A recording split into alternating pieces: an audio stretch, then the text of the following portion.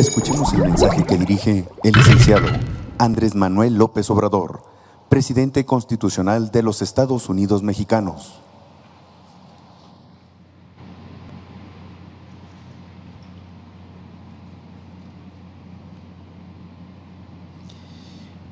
Amigas, amigos,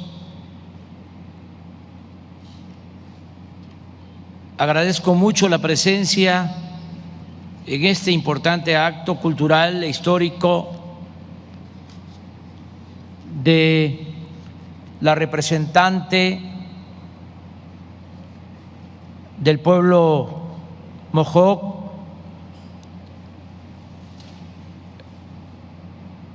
que nos acompaña y que ha expresado su sentimiento y lo que están haciendo hermanos nuestros en Estados Unidos y en Canadá. También agradezco mucho a Jamesita May, senadora de Arizona, y nos da mucho gusto que esté con nosotros María Magdalena Huerta Vázquez, presidenta del Comisariado Ejidal de Santiago Zapotitlán, de la Alcaldía de Tláhuac, de la Ciudad de México. Amigas y amigos, hoy 13 de agosto, fecha funeral, como diría el maestro Carlos Pellicer, recordamos la caída de la Gran Tenochtitlán y ofrecemos perdón a las víctimas de la catástrofe originada por la ocupación militar española de Mesoamérica y del resto del territorio de la actual República Mexicana. No es fácil el análisis objetivo sobre el proceso de ocupación militar y colonización española en nuestro país. Son pocas las fuentes primarias y aunque existen códices y relatos de los pueblos originarios posteriores a los iniciales acontecimientos, predominan las crónicas y escritos de soldados, historiadores y evangelizadores que tienden a justificar la invasión en nombre de la libertad, la fe, la superioridad racial o de la civilización,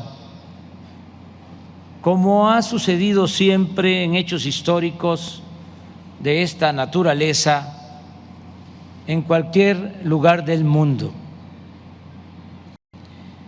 Es por eso que considero hasta ofensivo y ocioso en estos tiempos volver a la vieja polémica de que los originarios de Mesoamérica y en particular los mexicas eran bárbaros, porque entre otras cosas comían carne humana. Pensaban que el caballo era una bestia sobrenatural, monstruosa, que los españoles fueron salvados en batallas por un hombre de a caballo que figuraba ser el apóstol Santiago, o que Cortés y sus soldados eran enviados de la divinidad, según la supuesta profecía indígena del regreso de Quetzalcóatl, o que la adoración de ídolos era una práctica demoníaca. Baste decir, para responder, como sostenía Fernando Benítez, que entre las llamas que achicharraban a los herejes y los sacrificios humanos de los aztecas hay pocas diferencias. Pero sí hay asuntos que deben aclararse en la medida de lo posible. Por ejemplo, hace unos días, un escritor promonárquico de nuestro continente, que no son pocos, por cierto, afirmaba que España no conquistó América, sino que España liberó a América. Pues Hernán Cortés, cito textualmente, aglutinó a 110 naciones mexicanas que vivían oprimidas por la tiranía antropófaga de los aztecas y que lucharon con él. Agrega que pedir perdón por liberar a los mexicanos de los aztecas es como pedir perdón por haber derrotado a los nazis. Es sabido que varios pueblos originarios, como los totonacas, los tlaxcaltecas, los otomíes, los de Texcoco y otros, no 110 naciones, ayudaron a Cortés a tomar Tenochtitlán. Pero este hecho no debe servir para justificar las matanzas llevadas a cabo por los conquistadores, ni le resta importancia a la grandeza cultural de los vencidos. La idea dominante por mucho tiempo, hasta nuestros días, de que Moctezuma era un tirano, puede ser cierta, pero los hechos narrados en las crónicas reflejan que sus opositores se sumaron a Cortés y a sus huestes por sentirse libres y no por vivir como esclavos. Es demostrable también que los pueblos sometidos al dominio mexica tenían que pagar tributo o impuestos al poder central, pero la versión de que se los comían es más bien una típica inventiva de cualquier colonizador, una vulgaridad, por lo general nunca comprobada. No debe descartarse, sin embargo, que en otros tiempos la hegemonía mexica se haya impuesto mediante la fuerza en todo Mesoamérica, pero a la llegada de los españoles era evidente la decadencia del poderío de Moctezuma y de sus aliados, de haber existido un poder central fuerte, una tiranía. No habría sido posible que Cortés llegara con apenas 400 soldados españoles la primera vez a Tenochtitlán, luego de enfrentar pocas batallas,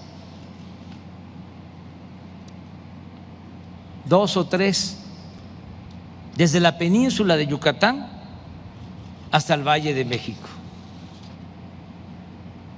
La esclavitud como tal es la que explica y narra el mismo Cortés, quien en sus cartas de relación al rey Carlos V de España, después de su primer derrota en Tacuba, en la serie de batalla de la Noche Triste o de la Huida, sostiene que en venganza por la muerte de españoles y ante la rebeldía de los indígenas, que además, cito textualmente, comen todos carne humana, empezó a convertirlos en esclavos. En Tepeaca, Tecamachalco, Izúcar, Huequechula y otros lugares del Valle de Puebla aplicó la estrategia de respetar a los que se sometían y arrasar y esclavizar a los que resistían. Pero tampoco debe verse a Cortés como un demonio. Era simplemente un hombre de poder, un militar con valor, aplomo, un militar desalmado,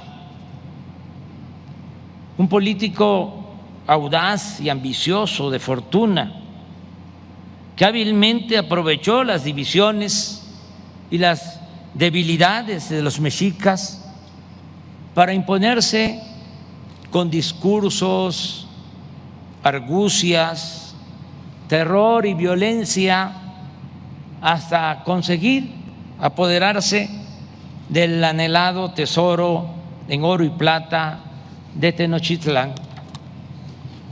Pedro Salmerón, en su reciente libro La batalla por Tenochtitlán, empieza con la atinada advertencia de que, haciendo a un lado justificaciones de toda índole, el motivo primordial de dicha expedición fue el afán de riqueza.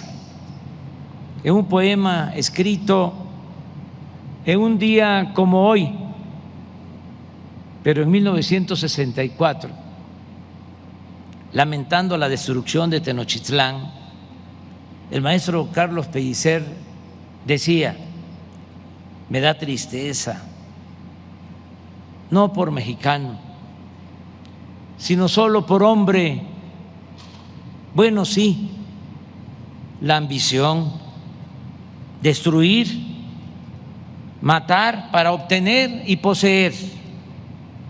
Esta es la razón de tanto duelo, de tanta ruina, de tantas lágrimas oscuras, de tanto pecho destrozado y aún vivo, de tanto estar mirando el horizonte y sin nada entender. Y en efecto, la pregunta obligada es si las matanzas de miles de indígenas de Cholula, en el Templo Mayor, en la toma y masacre de Tenochtitlán, y los asesinatos de Moctezuma, Jicotencal y Cuauhtémoc y otras autoridades indígenas trajeron civilización a la tierra que Cortés bautizó como la Nueva España.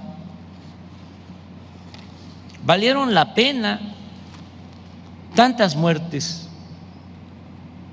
tanto pueblo arrasado, saqueado y quemado, tantas mujeres violadas tantas atrocidades ordenadas por el mismo Cortés y por él, relatadas en sus cartas al rey. Pensemos, por ejemplo, en ese pasaje que narra que fueron tantos los indígenas asesinados en Yecapixtla, que un río que corre cerca de aquel pueblo por más de una hora fue teñido de sangre. O ese parte lapidario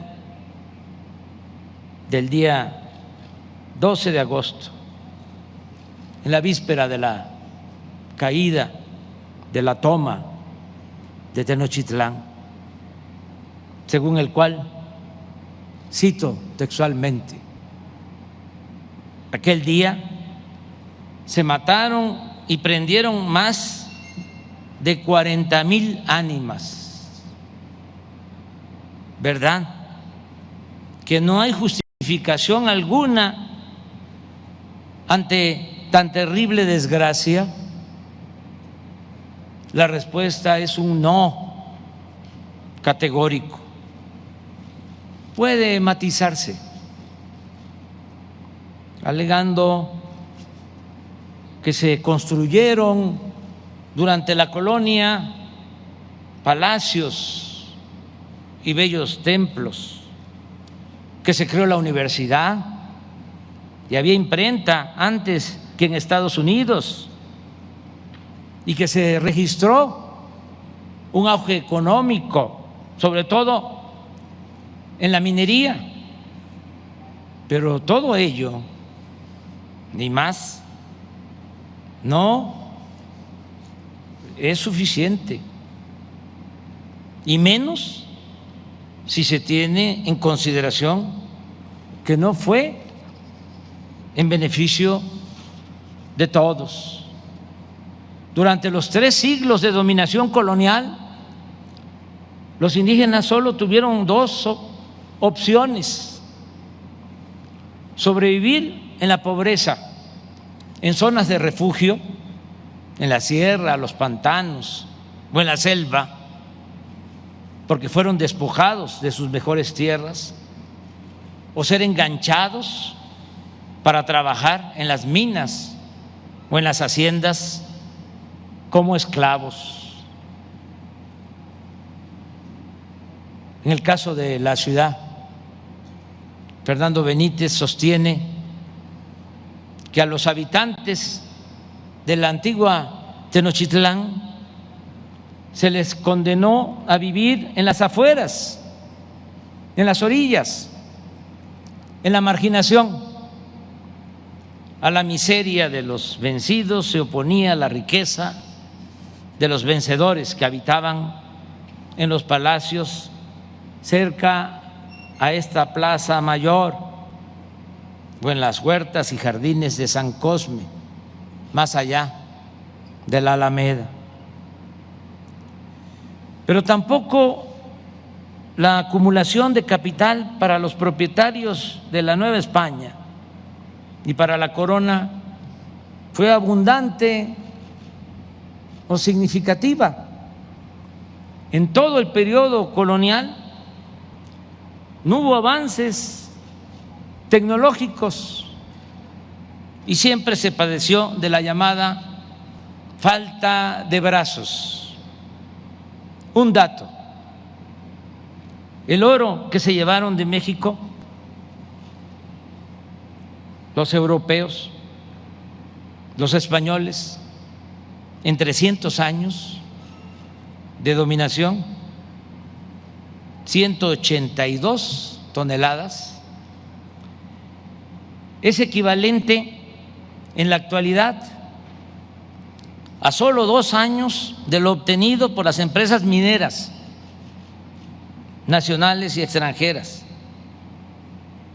que en 2017 y 2018 extrajeron 192 toneladas. En contraste, empezó desde hace 500 años para los pueblos sometidos una era de violencia, sobreexplotación, esclavitud, desánimo y tristeza. Y como las malas noticias nunca llegan solas, siempre se hacen acompañar de otras. La conquista provocó una crisis sanitaria, una catástrofe, peor que la invasión militar, porque sin que nadie lo deseara, la población indígena fue reducida drásticamente por la llegada de enfermedades desconocidas que los curanderos aborígenes no sabían cómo enfrentar y se convertían en terribles epidemias. La gente contagiada no podía resistir por falta de fortaleza física, emocional y de anticuerpos, y morían miles sin remedio. En el libro de Pedro Salmerón, que ya citamos, vienen 3 referencias sobre los efectos de la viruela en la víspera, el sitio y durante la batalla por Tenochtitlán. En una, el soldado español Bernardino Vázquez de Tapia sostiene: vino una pestilencia de sarampión y vínoles tan recia y tan cruel que creo murió más de la 4ª parte de la gente de indios que había en toda la tierra, lo cual mucho nos ayudó para hacer la guerra y fue causa que mucho más prestó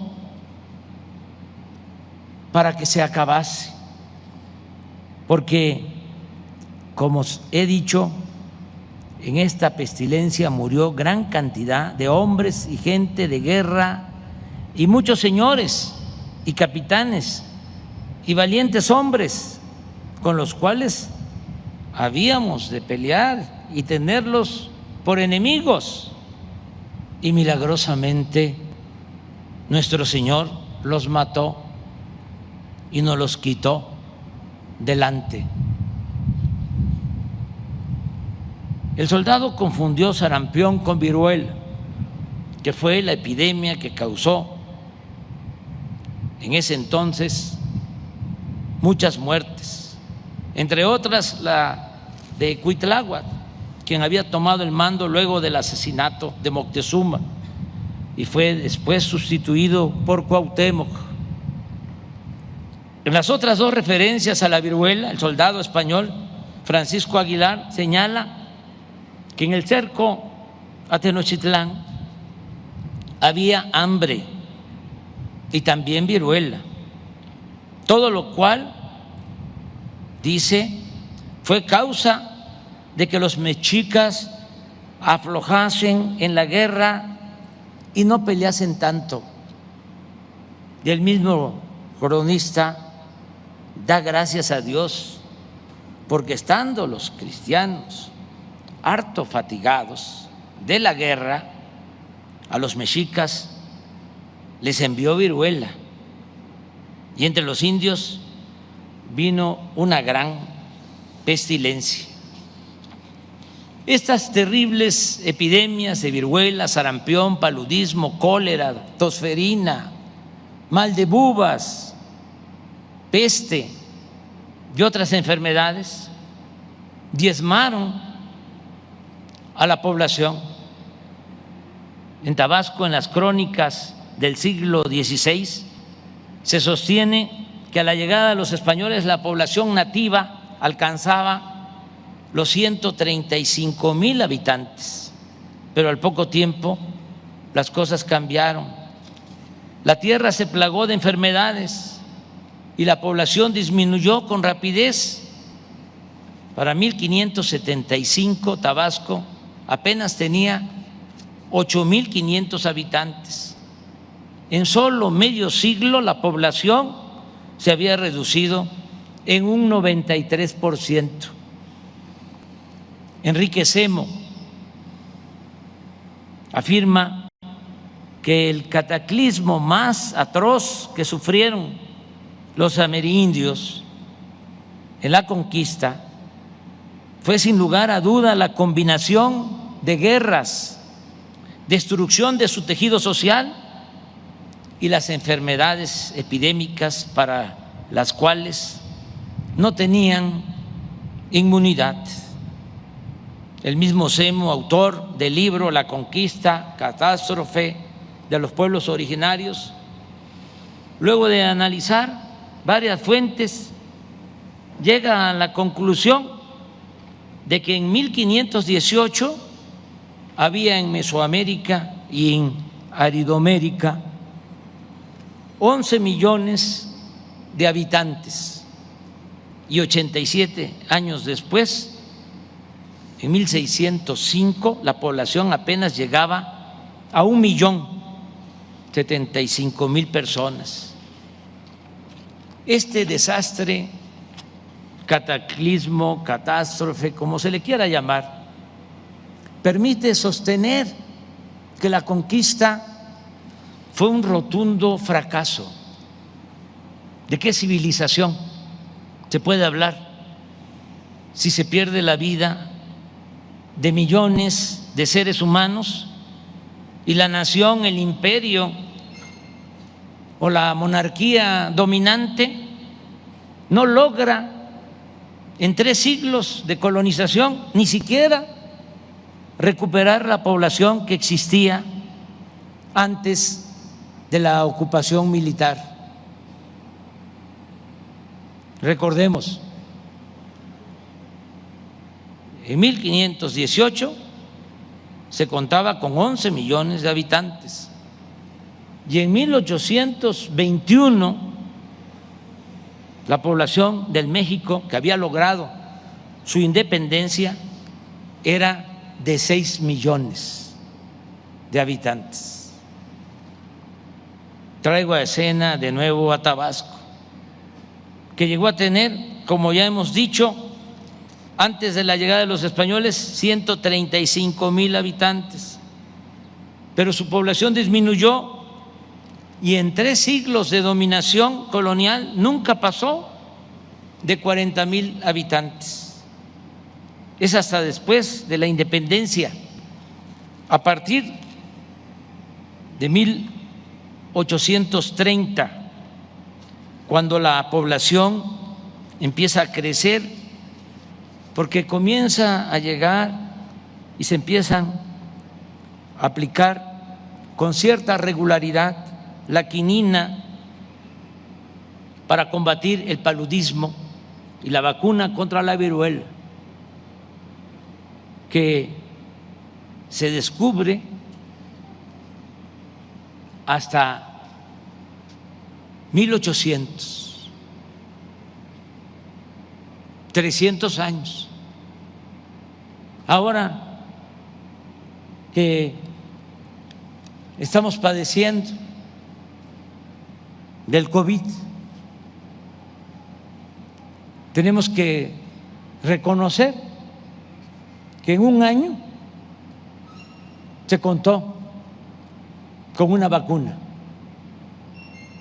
Y en el caso de la viruela se tuvo una vacuna casi 300 años después de que empezó a afectar esta epidemia en México, Tenochtitlan.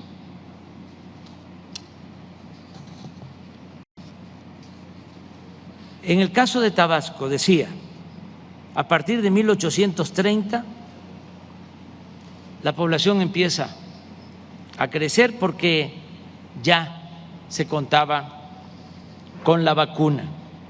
Inclusive en el presupuesto del Estado se incluía una partida destinada a proporcionar este servicio en forma gratuita. En suma, la conquista y la colonización son signos de atraso, no de civilización, menos de justicia. Solo pensemos que en nuestro país, durante la revolución, por violencia, hambre y también por epidemias, perdieron la vida 1 millón de mexicanos. Sin embargo, en 1930, con solo 20 años transcurridos, ya se tenía de nuevo la población de 1910. De modo que la gran lección de la llamada conquista es que nada justifica imponer por la fuerza a otras naciones o culturas un modelo político, económico, social o religioso en aras del bien de los conquistados o con la excusa de la civilización. Las conquistas, las invasiones, las guerras siempre serán un riesgo para la humanidad. Además del agravio principal, traen consigo afectaciones culturales, sociales y daños colaterales. Suele pasar que la ambición y la tristeza viajan, viven y duermen juntas.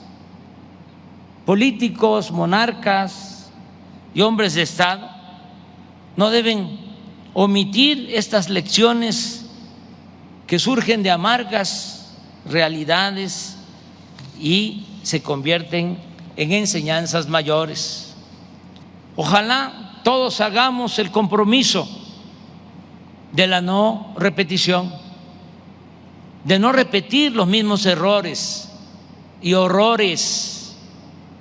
Pongamos fin a esos anacronismos, a esas atrocidades y digamos nunca más una invasión, una ocupación o una conquista, aunque se emprenda en nombre de la fe, de la paz, de la civilización, de la democracia, de la libertad, o más grotesco aún, en nombre de los derechos humanos. No debemos aceptar que el poder militar, la fuerza bruta, triunfe sobre la justicia. Debemos, en cambio, procurar que desaparezca de la faz de la tierra la ambición, la esclavitud, la opresión, el racismo, el clasismo y la discriminación, y que solo reine e impere la justicia, la igualdad, la paz y la fraternidad universal. Muchas gracias.